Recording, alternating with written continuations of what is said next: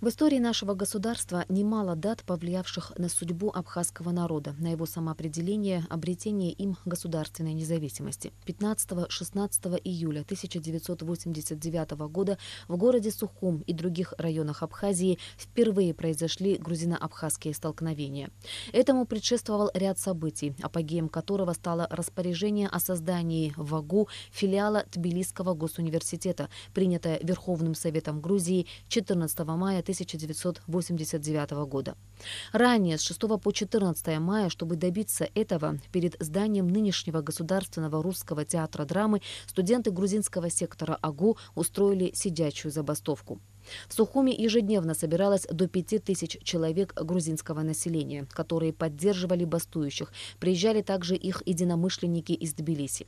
По всей стране проходили многочисленные митинги грузин, на которых не скрывались антиабхазские настроения.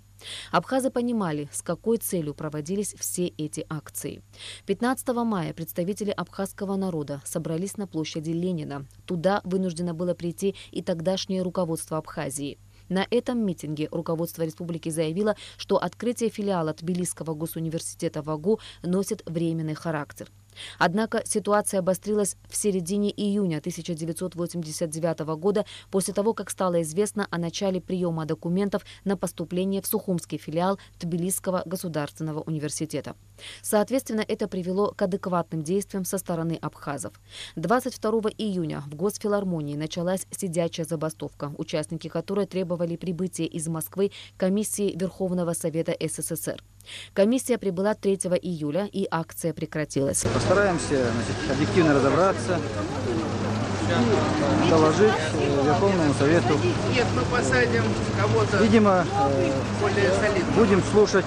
По крайней мере, я как председатель комиссии буду настаивать, чтобы на комиссии по национальной политике, межнациональным отношениям в Верховном Совете заслушали мы и руководство Республики Грузии и Абхазии по этим наболевшим вопросам. Я думаю, что на этом работа не остановится. Депутатская комиссия после изучения документов, многочисленных встреч и бесед уехала 10 июля. Подготовленное ею заключение о нецелесообразности разделения АГУ по национальному признаку было опубликовано в республиканских газетах на абхазском и русском языках «Абсных общесоветская Абхазия». Республиканская газета на грузинском языке «Сообщет Абхазете» решила напечатать его текст, но с комментарием руководства ТГУ, где говорилось, что заключение комиссии не имеет юридической силы и прием документов от абитуриентов продолжается. В воскресенье 16 июля в помещении Сухумской первой грузинской средней школы, несмотря ни на что, планировалось начать приемные экзамены в филиал ТГУ.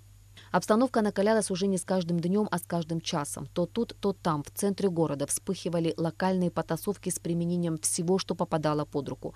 Абхазы численностью около 5000 человек постепенно собирались на площади Ленина. Среди них было много женщин.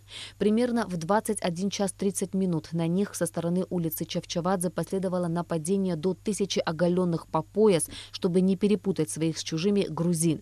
Впереди ехало 2 КАМАЗа с молодыми людьми, которые скандировали «Сакартвело». Начало появляться огнестрельное оружие. Всю ночь по городу слышалась стрельба.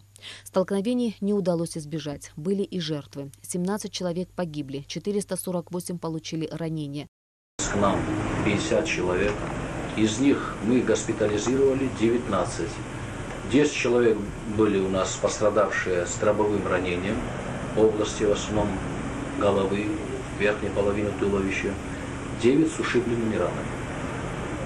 Всем им была оказана помощь, адекватная медицинская помощь.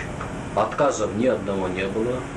И, в общем-то, все обошлось у нас по медицинской части, все благополучно. Жертв могло быть гораздо больше. Крайне напряженная ситуация сложилась в ту ночь в Очамчире.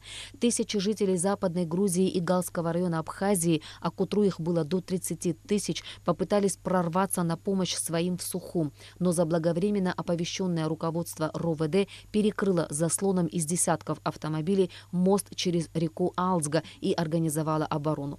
Около 1-2 дня 16 июля к мосту из Сухумского аэропорта прибыла группа десантников под командованием генерал-полковника Шаталина, после чего пытавшиеся прорваться отступили. Введение в Абхазии особого режима поведения граждан, меры, предпринятые командованием внутренних войск СССР, позволили потушить на тот момент пожар конфликта.